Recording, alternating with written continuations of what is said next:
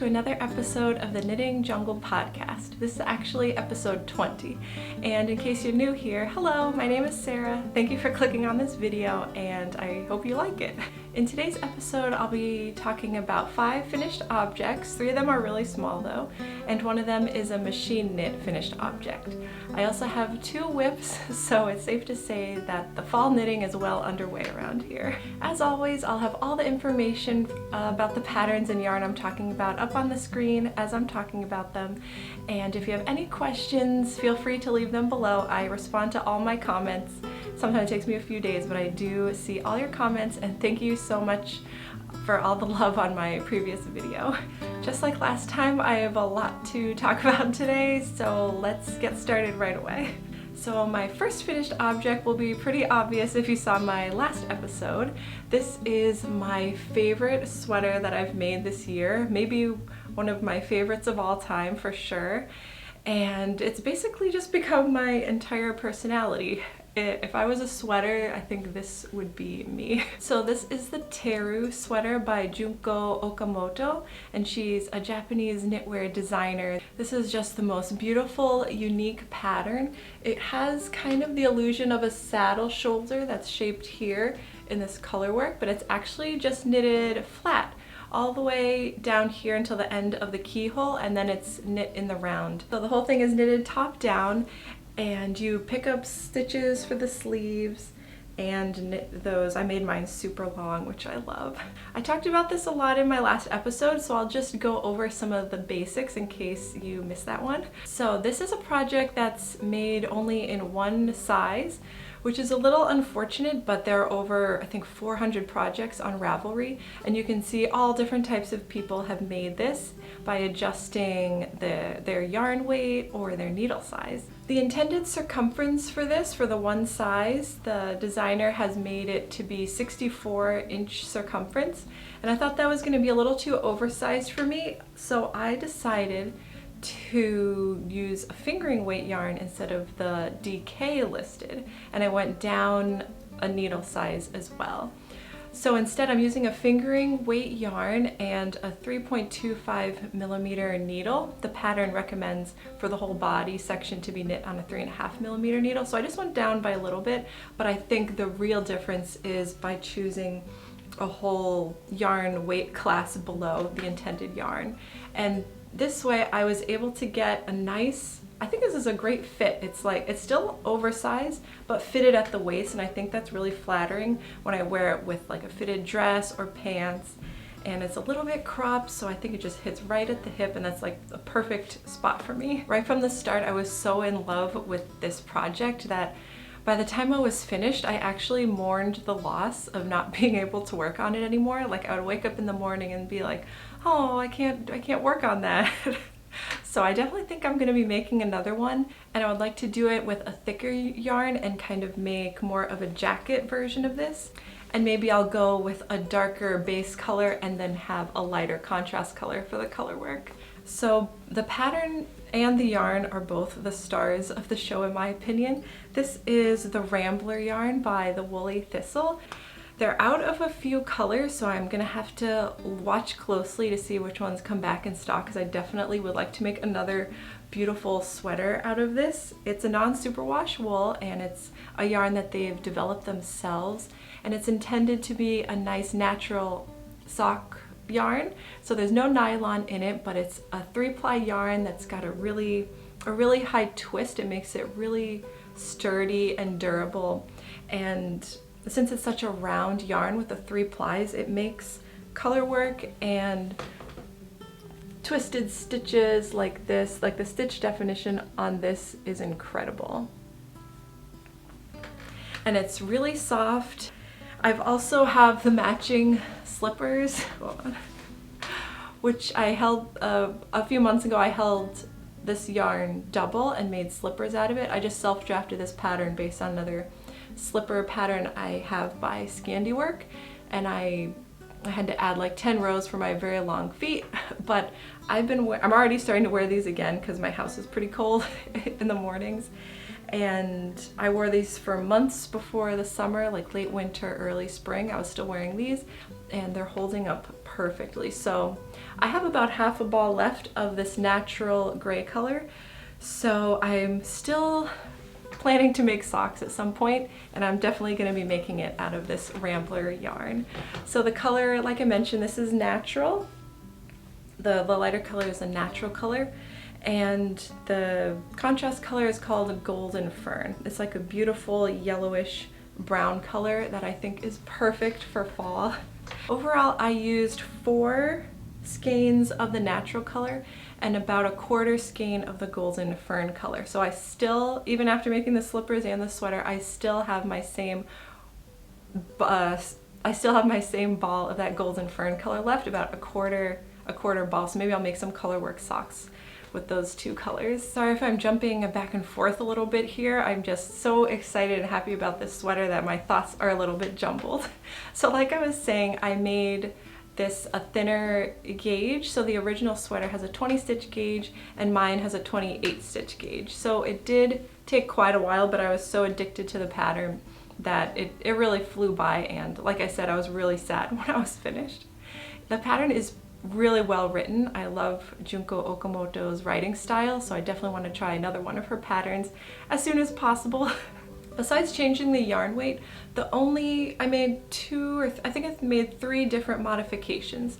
The first was to separate for sleeves 6 rows earlier, because I didn't want this to be too dropped shoulder. I looked at all the pictures on Ravelry to try to get a good sense of what the fit looked like and if I wanted to make any modifications, and I decided I wanted a little bit less deep of an armpit seam, whatever you call this thing. And then since I had such a thin yarn, I had to add many of this repeat section here in the arm before starting these 2 color work sections here. Otherwise, I think the sweater was gonna wind up looking something like this. But that was an easy fix.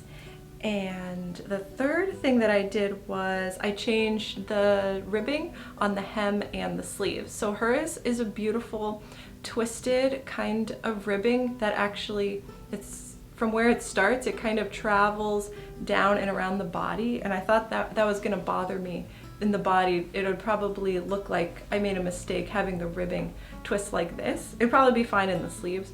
So I just decided to do a 2x1 twisted ribbing instead. I saw another person's project use this ribbing, and I thought it looked really good. And then I did a regular Italian bind off best I could in the 2x1 ribbing so that it was nice and stretchy. And I actually went down to a 3mm needle for the sleeve cuff because I wanted it really cinched in so that I could wear it like this when I'm cooking or doing things. And I think that also worked out really well. The only thing you might want to be wary of is this part up here is knitted flat, so the color work will be knitted flat. So if you don't like to do that, one really smart commenter in my last video asked if you could just do this whole section in the round and just steek this open, and you definitely could.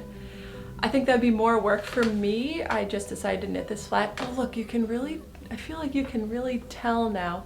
So when I was knitting this flat, I wasn't really thinking about this, but on the purl side, I held my dominant color in the wrong hand. So normally on the right side, I keep the contrast color in my left hand, but when you're on the purl side, you need to switch that to your right hand. And I didn't realize that until about here. So, you can't really tell, but I just feel like this pops a little bit more. And then that wasn't a problem for the sleeves. I don't know. But yeah, that's kind of no big deal. Not something I am probably going to remember in a few months' time. At the very end, I couldn't figure out what button would look good here, so I just made a little crochet button. I just went on YouTube and looked for like crochet button tutorial, and I made a teeny little one here, and then a little button loop out of just a simple crochet chain stitch. And yeah, it's not even fallen off yet, so it's pretty good. So yes, 10 out of 10, perfect sweater. I highly recommend this pattern. And check out, if you want to make this pattern, you can check out all the hundreds of projects on Ravelry to get inspiration for different colorways. And yeah, it's just a beautiful piece of art, and I'm so glad I get to wear it now already in September. My next finished object is this giant guy here. Whoa! Ultimate color work. I really miss my color work and my non-superwash wools this summer. So I think I cast this on in July, so it didn't take very long for me to want to get back into winter knitting. This is really, really heavy. This is like a weighted blanket, so if you're stressed out or you're sick and you just put this on, I think you would instantly feel comforted. Anyways, this is a Norwegian ski sweater by Dalagarn. This is the 2002 Salt Lake City Olympic sweater, and oh my gosh, the color work on this is beautiful. So I made this as a Christmas present for my husband. Don't want him to hear that. And so I made the size large. This is on 3.5mm needles with a worsted weight yarn, so it's really, really tightly knit so that you don't get too cold in the winter. I originally cast this on with, I think, 4 or 4.5mm needles, and it was looking a little too sloppy and floppy, so I went down a full 1mm needle, and I'm really happy with this, the look of this. That's the back, actually. Oh no, that was the front, this is the back. The front and back are different. The back has little people, snowflakes. I think the mountains and the trees are meant to represent Salt Lake City. And then in the front, some other beautiful motifs. I went rogue on the pattern. I saw another pattern I liked by Dalagarn. I don't know what the sweater was. I just saw it on Etsy or something. Someone was selling a machine knit one from Dalagarn itself. I'm not exactly sure, but I just really like the motif in that one, so I just copied it exactly from the picture. And then I did it again here, so this part here is not really in the pattern. And then I did something similar here on the cuff. Oh no, I didn't weave in all my ends. Don't look at that.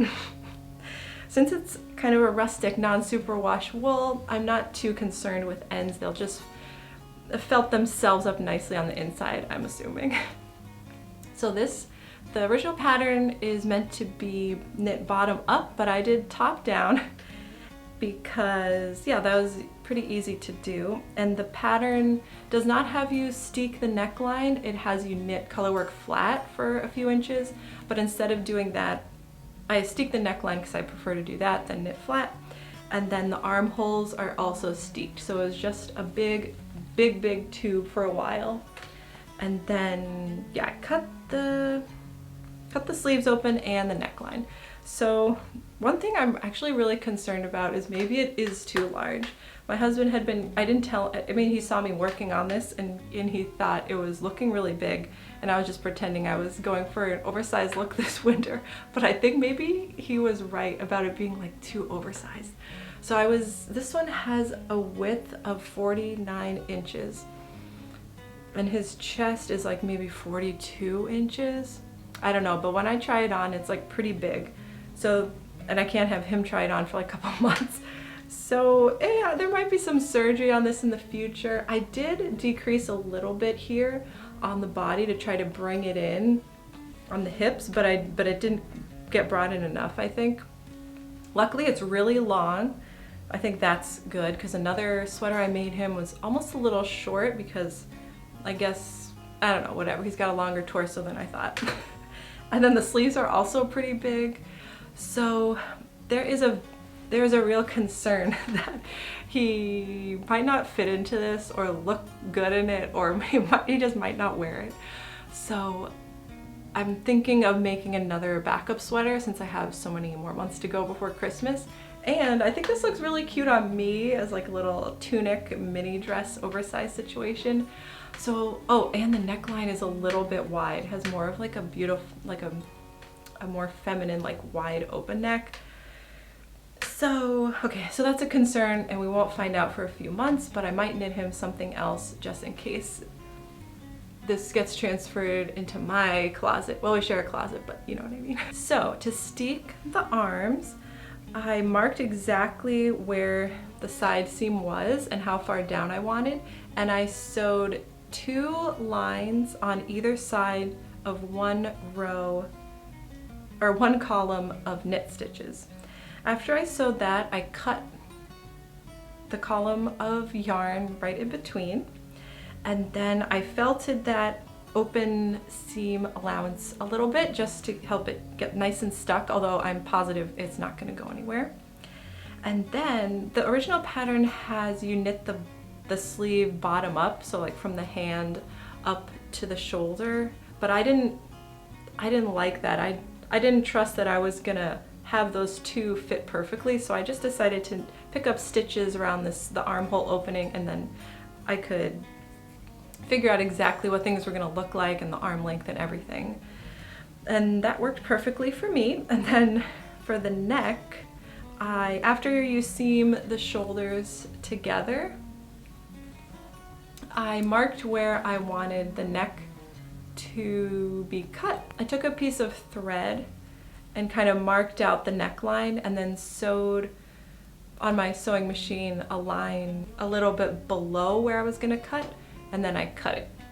And then I picked up stitches along the neckline, and I used a much thinner yarn because I wanted the neckline band to be double folded back on itself to encase the raw edge from where I cut. So I used, I think, a fingering weight yarn, just like whatever scraps I had from my Christmas projects last year. And then I did a pearl stitch here for the turning edge. And then on the inside of the collar, I used some leftover knitting for Olive Merino, so it'd be nice and soft against his neck there. Ooh, look at my floats. So after I steamed block this, the floats look so good. Let me show you. And then I'll show you the raw seams as well. So here you can see the double folded collar. There's no raw edges there to be seen. And then really nice floats. I didn't catch any of my floats unless they were longer than like 5 stitches, I think, because I wanted you to be able to see the design from the back a little bit and have that look really cool. Oops, I didn't weave in all my ends. Don't look at that. Okay, so here's the arm seam here. See here? Just some little yarns poking out, but I felted them down there, and they're sewed, so they're not going anywhere. If you really don't like the look of this, you can buy Norwegian ribbon from the Woolly Thistle, and it's kind of like a really thin, beautifully woven tape that you can just sew right over this edge and have it look beautiful on the inside. I decided I didn't want that extra bulk. This is already a really bulky sweater, so I decided not to do that, but I have done another sweater with that ribbon in the past, and it really does look beautiful on the inside. And what else from the inside? That's pretty much it. Yeah, besides all the concerns about fit, maybe I can... No, he's not a deep enough sleeper. Oh, another thing I changed was I did the flea stitch for the main body, the main background of the body and the sleeves, because I thought after all of this stuff going on up top here, it would look pretty bare to have just white down here. So this is the fleece stitch I'm talking about. And that you see in a lot of Norwegian patterns, so I thought that was fine to do here. It would all go together. I forgot to talk about the yarn. The yarn is Hillesvåg Luna. It's a worsted weight lamb's wool, and it's really soft for a rustic non-superwash wool. And I've used that yarn in the past, and I already knew I loved it, so I decided to use that again. The white color is called White Ecru, I think. It's just the natural sheep white color, and then whatever their blackest black color is. The black was like a little bit more loosely spun than the white, so it was really soft. And then just scrap yarn, I think Hillesvåg Ask, and maybe some Peer Gynt in there, just whatever red, green, and gold colors I had left over from last year's holiday knitting. And I just love how this looks. I think I need to put it on a hanger and just hang it up on the wall somewhere around Christmas time. I think that would look so good. Okay, zooming right along here. Here's my next item. This is the Teddy Clutch by Petite Knit. It is a clutch. It comes in 2 sizes. I made the smaller size. I accidentally knit the length an inch longer because this was just going so fast that I wasn't measuring often enough, but I don't think it matters. It definitely still works. And I had been meaning to make this for quite a while, and then I remembered that I had this leftover boucle yarn. This is the Isair boucle, and I bought a couple balls of this just to try it out because I wanted to try it out before I made an entire sweater out of it. I made a little toy lamb out of this, and I still had some left over after that. So I thought, oh perfect, I'll just make a beautiful winter clutch that can keep my hands warm. So I have another one of these. It came as a pack of 2. This is just a little hinge, or what's it called? Like a hinge purse. And so what you do is you start from the bottom part. The bottom part I think is knitted flat, and then eventually this part's done in the round. And I think this only took me 2 days maybe. And then once you finish, you kind of sew down the edge around here around the clutch frame. And then when I was done with that, I took some scrap linen fabric that I had from some pants that I wore a hole in. I followed the instructions for making the lining, and they were really unclear to me, even though I have sewed many patterns before. I think the instructions just didn't work with how my brain worked, but I figured it out in the end. I didn't see any tutorials online for it either, so that was a little tricky. You can also buy the lining from her website. I don't know if you can even get that shipped to the US right now, but no one's really gonna see the lining, so you can kind of just figure out your own little method of doing it probably. So this was made on 3.5 circular needles, and the Isair boucle is 100% alpaca yarn, and in her pattern she uses Gepard Garn Teddy Deer, which looks to be a lot thicker boucle yarn. Even though I hit gauge with mine, there's a lot of open dead space in here. I'm not sure if you can tell. So I was thinking this wasn't going to work out, but by the time I put in the white lining, you can't really tell that this boucle fabric is a little bit see-through. I think the thicker Teddy Deer yarn would be a lot better. And now that I mention it, the lamb I knit in this yarn I actually held double just for that reason. So too bad I didn't remember that when I started making this. So that's about all I have to say about this little clutch. It was a really quick, fun little palette cleanser project, and yeah, the pattern was great apart from the lining, and I would make this again in any scrap yarn that I have. I think this used 1.5 balls of the Isair boucle. Okay, the next thing I made is something for my younger daughter in preparation for winter. So she just started kindergarten a couple weeks ago, and we're able to walk to our school, and we walk every single day, rain, shine, snow, whatever. And I remember last year, me and my older daughter were really cold in our face nose region. So I thought for this year, I better knit us all a little face neck warmer thing. So this is the Terrazzo Neck Junior by Petite Knit, and I made this in Kamerose Snefnug. It's like a Danish yarn company, and it's a really soft blown type of yarn. You could also use Drops Air for this if you like this look. And that yarn is 55% alpaca, 35% cotton, and 10% merino wool. So it's very squishy and soft and perfect for your face, and it'll keep you warm. And then at the end I just did a duplicate stitch, a little cutesy little kid's pattern there, and her name starts with L, so I put an L on the back. So I made a few modifications to this. So you'll see in the example picture it's quite wide at the front and back, and I thought that was kind of a lot of fabric to put under your coat. So I started off normally in the back. So you knit this flat from the back. You make decreases on either side as you're going towards the shoulders, so that you just make this whole thing a hole, and then later at the end you pick up stitches for the neck and then knit that in the round towards the top. So what I did to reduce the bulk under the coat was I made more decreases at the shoulder like this. So the original pattern had the shoulder coming down more like this, and I made sure it was quite thin here in the shoulder area. And then as I worked down the front, I made even more decreases. So instead of a square shape like this in the front, it's kind of tapering down like that. just to reduce the bulk. And when she tries it on, I don't think it looks weird. I think it looks good. And she thinks it's soft and everything. So I think it was a great success. I made this in one day, I think. It was a weekend day, granted, but still, maybe just like 4 hours, or I don't know exactly, but it was a great little weekend project.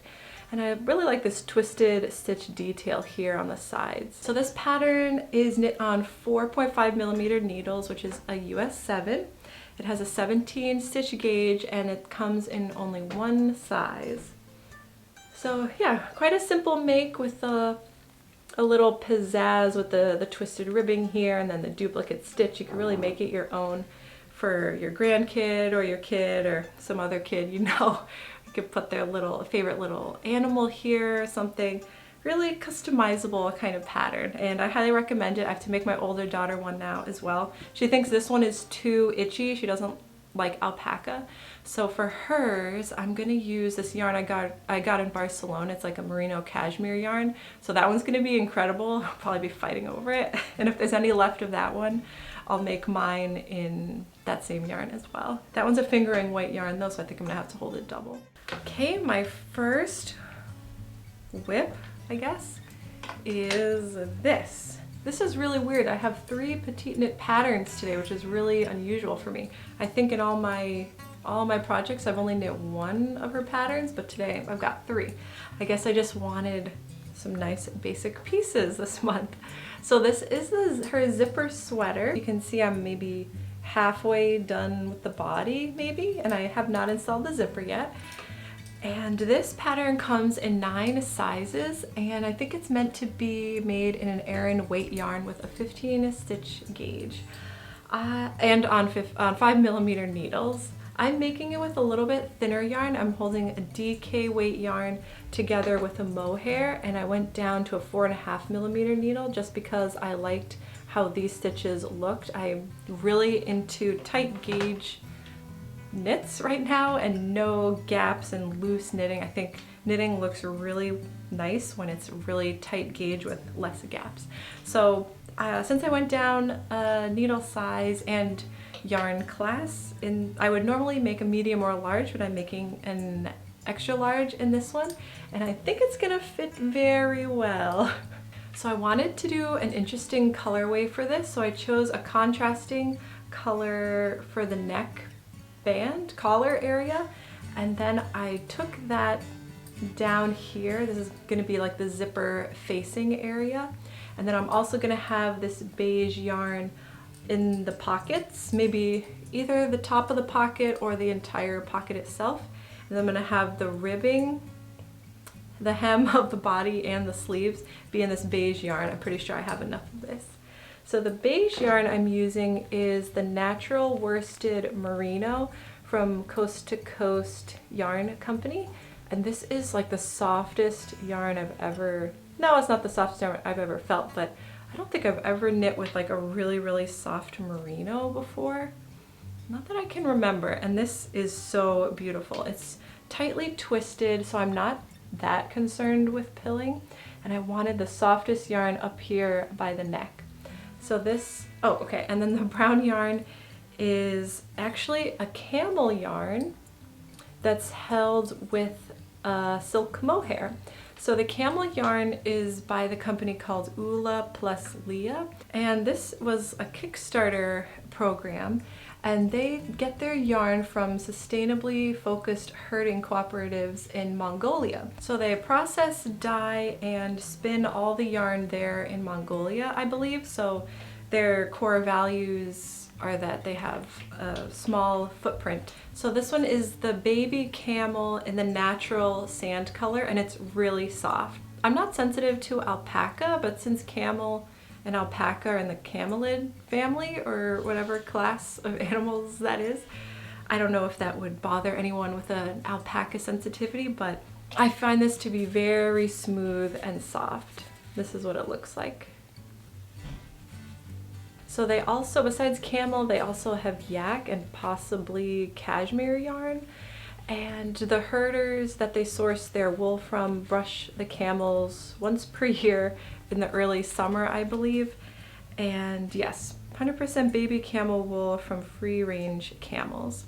There's a DK weight yarn with a 19 stitch suggested gauge, and these come in 100 gram skeins, and they have 196 meters or 215 yards.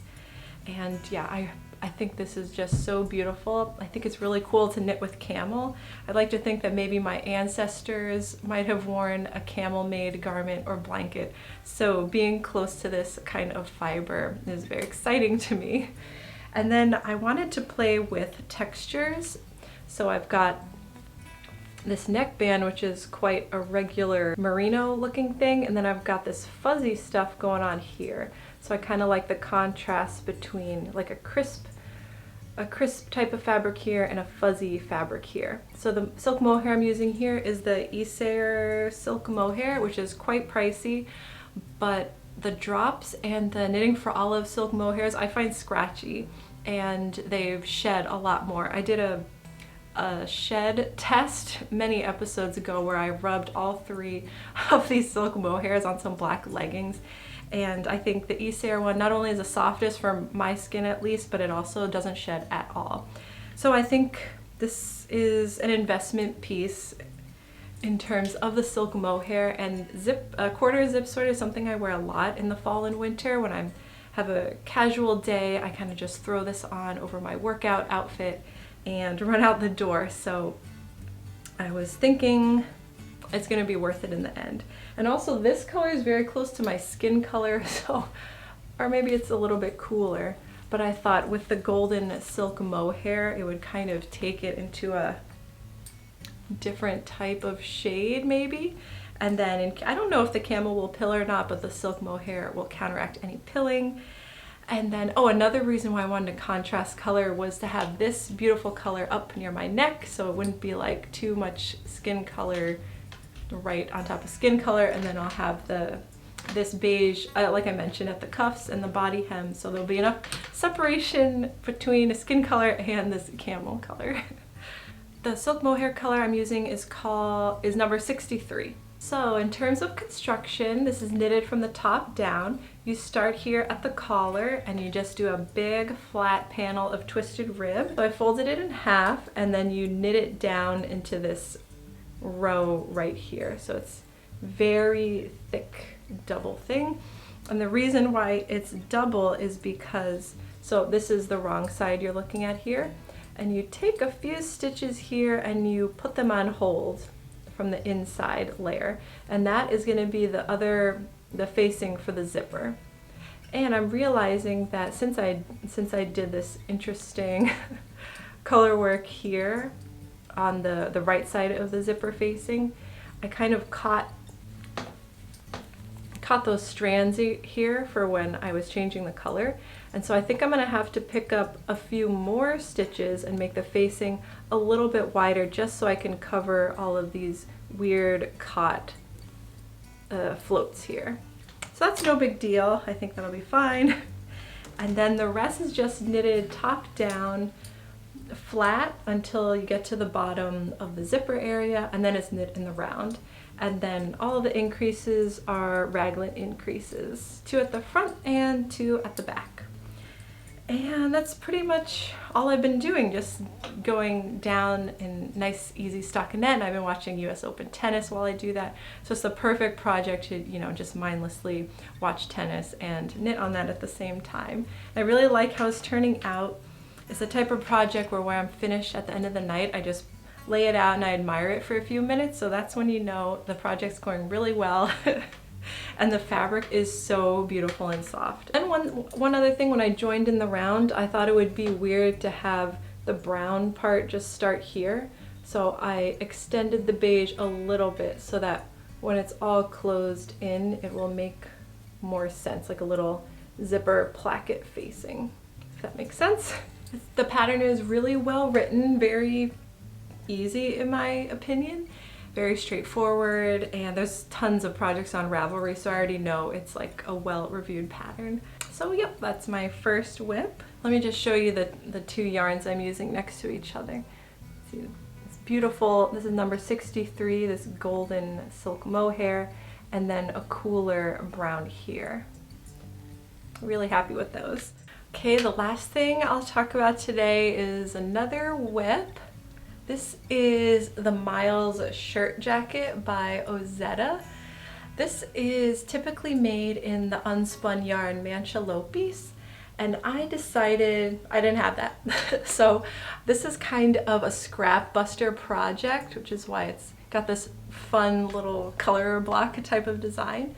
I have a lot of scrap or just stash Istex Let Lopi yarn because before I started knitting garments, I was really into crocheting toys, and I made all my little guys out of this Let Lopi yarn because it's nice and fuzzy and hairy. So I've got actually a lot of that in lots of natural brownish animal type of colors. So, and I also have a few random balls of yarn from my local farm, Drumlin Farm. It's like a bulky weight, single ply, lightly spun yarn, and I was gonna make felted slippers out of those, but once I started knitting up the felted slipper pattern, the free one from Sadness Garn, I thought the yarn was too beautiful to be felted. So then I cast on this project instead. So this one's the Drumlin Farm yarn, and this one and this one. And then this medium gray is the Let Lopi, and then here, after I ran out of the Drumlin Farm yarn, I switched to a brown Let Lopi yarn. And yeah, I really like how this is turning out. It's pretty fun. This did not take long at all, just a few days, because it's like a bulky weight yarn, and the Let Lopi I'm actually holding double. And I'm using 5mm needles, so that's another super tight gauge. This kind of hurts my hands to work on after a while. Such a thick yarn on only 5mm needles, which is a US 8. It's got a drop shoulder design, and then I assume you're gonna pick up stitches later on for the nice stand-up collar. And yeah, not much to say about this. You start working the back panel like the European construction. So you do this whole color you do first, and then you pick up stitches for one front and then the other front. And then you join it in, not the round, but you join it to the back panel and then knit it flat all the way down because it's a cardigan. And then for the hem and the button band, I'm going to use the darkest Let Lopi yarn option that I have. It's like this off black, like a dark gray black color. I think that'll tie the whole thing together nicely. And I'm going to use wood toggle buttons because I want this to be like a super cozy cabin type of thing that maybe I won't leave the house in if it looks a little too crazy and out there, but I think it's just a nice, fun scrap busting type of project. And then, of course, I'm going to make sleeves at some point as well. This is actually wet right now because it was rolling so bad. So this was basically like a Swiss roll before I wet blocked this, and now it's at least laying flat. Oh, and look at this nice curved hemline. So in the back, it dips here. Use German short rows to do this. And then there's a dip here between the center front and your hip area. So that's a really cool shape I've never done before. And I finally learned how to do German short rows. I had tried to learn before, but I didn't understand. And so I was just doing wrap and turn to do German short rows, but that looks really obvious when you do it. And this is a really invisible way to have that short row shaping. And I learned how to do it and I can remember how to do it without looking at a video now. So I think I will continue to do that method in the future. Okay, the last thing I have to talk about today is this little machine knit camisole that I made. I have a bunch of workout tank tops or camisoles that look exactly like this. They're several years old, they're made of polyester, and I thought for winter I would really love to have a base layer that's made out of merino wool. And this is made out of Knitting for Olive merino, and my knitting machine, which is the Silver Reed SK280. It's a knitting machine that you can still buy today. It's one of the very few that is still sold online, although I got mine secondhand. It was brand new when I got it. And all I did for this was I made this out of 2 different panels, and I knit it from the bottom up. I did a faux 1x1 ribbing here, and to do ribbing on a knitting machine without a ribber attachment Ribbon attachment means you can do circular knitting or do knit and purl at the same time. My knitting machine doesn't do that, so to make the look of ribbing, you have to drop every other needle out of work, so it makes a little dropped stitch there, and that kind of looks like a purl stitch.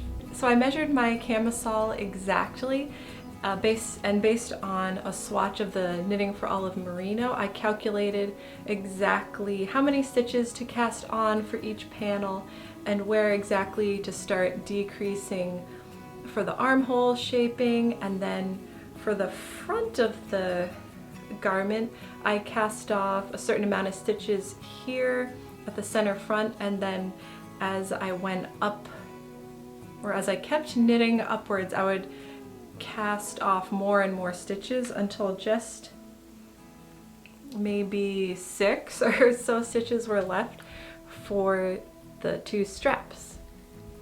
And then, so the front panel had the 2 straps attached, and then I set that aside and made the back panel in exactly the same way, except I didn't cast off anything for the center front. So the back neckline is just knit straight across, and all I did on the back was the same armhole shaping.